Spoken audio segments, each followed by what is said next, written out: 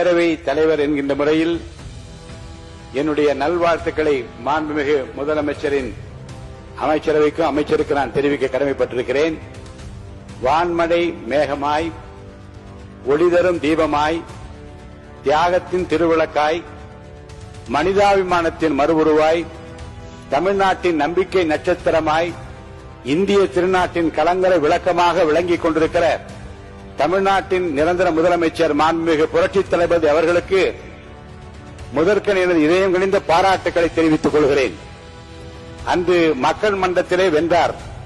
இன்று இந்த மாமன்றத்திலேயும் வெற்றி பெற்றிருக்கிறார்.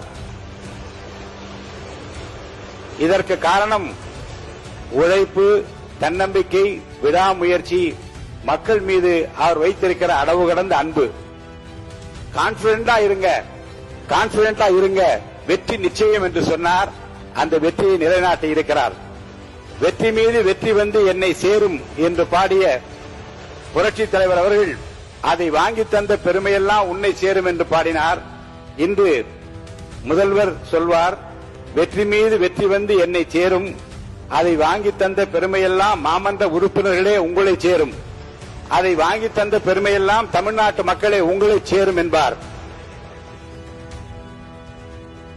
அமைதியாக ஒரு புரட்சியை, ஒரு வெற்றியை நிலைநாட்டி இருக்கிறார். விஜய் என்றாலே விக்டரி, வெற்றியை தவிர ஏதுமில்லை. அந்த வகையில் மாண்புமிகு தமிழ்நாடு முதலமைச்சர் புரட்சித் தளபதி அவர்களால் இன்று இந்த மாமன்றத்தில் முன்மொழியப்பட்ட நம்பிக்கை கோரும் தீர்மானம் மாபெரும் வெற்றி அடைந்திருக்கிறது.